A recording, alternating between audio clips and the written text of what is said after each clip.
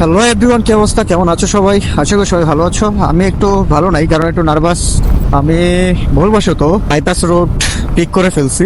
আসলে একটু সময় বাঁচাতে গিয়ে ধ্যান, আসলে সময় না, এটা একটা অনাকাঙ্ক্ষিত ভুল বললেই চলে। আমি রোড ফলো করি নাই, মানে বাইক স্পিডে ছিল, দেন ফ্রেন্ডের সাথে কথা তালে তালে বাইপাস রোডে চলে আসছি। এখন আমাকে যেতে হবে হবিগঞ্জ, দেন ওখান থেকে ঢাকা। ভাই যতটা পারবেন রাতে রাইড করার জন্য হাইওয়ে রুটগুলো ধরার চেষ্টা করবেন। আপনার হচ্ছে গিয়ে যে বাইপাস রুটগুলো রয়েছে এগুলো একটু বেশি নির্জন হয়ে থাকে, মানে একটু কেমন যেন নার্ভাস নার্ভাস কাজ করতেছে আমার। আমি একটু মানে পেতো টাইপের হয়ে গেছে, এটাই বলতে পারেন। কারণ অনেকটা পথ আমি রাইড করে ফেলছি, প্রায় 20 কিলোর মতো। এই যে দেখেন, প্রায় 20 কিলো রাইড করার পরে একটা গাড়ি আমার সামনে পড়ছে। আমি এই কথাটাই বলতে চাইছিলাম যে 20 কিলো রাইড করেও আমি এখনো কোনো গাড়ি ঘোড়া দেখা পাই নাই। সো যাক, আসলে দু একটা গাড়ি ঘোড়া দেখলে ভালো লাগে, অন্তত একটু সাহস যোগে মনে।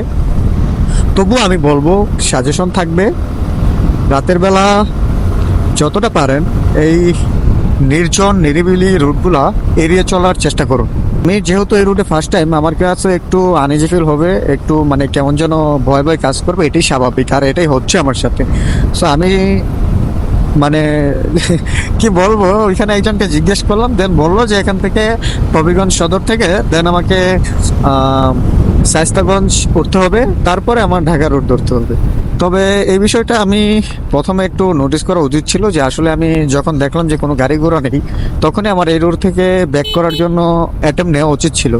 সো আসলে আমি কি বলবো, কথাই বলতে পারতেছি না, নার্ভাস। কারণ বললাম না, 20 কিলো রাইড করছি, আমি একটা গাড়ির ছিটে ফোটাও দেখি নাই ভাই। জন্য মানে একটু ভাবতেছিলাম যে আসলে কই আইসা পড়লাম।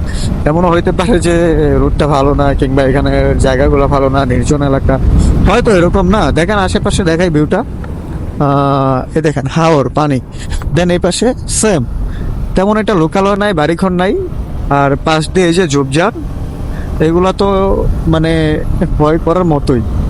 সো যাই হোক, সাজেশন এটাই, রাতের বেলা হাইওয়েতে রাইড করবেন। এখন অনেকে আমার এই ভিডিওর কমেন্ট বক্সে এসে বলবে, ভাই তুই ভীতু, তুই ভয় পাস, তোর বাইক রাতে রাইড করা লাগবে না। আসলে আমি ওদের উদ্দেশ্যে বলবো, ভাই আসলে অচেনা একটা জায়গাতে যত সাহসী হন না কেন, সিংহ তার বনেই রাজত্ব করতে পারে। যখন লোকালয়ে চলে যায়, সে নিজেও আতঙ্কের মধ্যেই থাকে।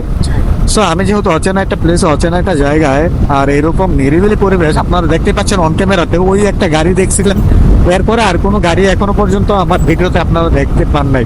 সেম আমিও 20 কিলো রাইড করে কোনো গাড়ির দেখা পাইনি। সো একটু ভয় কাজ করাটাই স্বাভাবিক, এটাই নর্মাল। দেখা হবে নতুন কোনো ভিডিওতে, ততক্ষণ ভালো থাকুন, সুস্থ থাকুন। See you next again, bye by.